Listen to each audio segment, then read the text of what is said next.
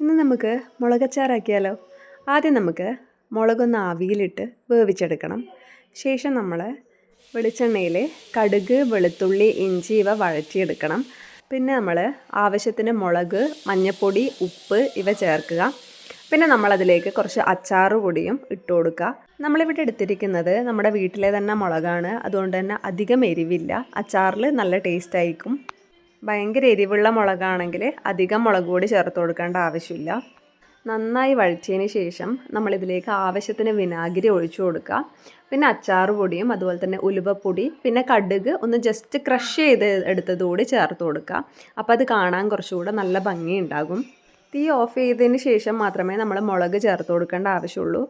കാരണം നമ്മൾ അത്യാവശ്യം നന്നായി വേവിച്ചെടുത്തിട്ടുണ്ട്. അതുകൊണ്ട് തന്നെ അതിലേക്ക് അങ്ങനെ എരിവും ഒന്നും ഉണ്ടാവില്ല.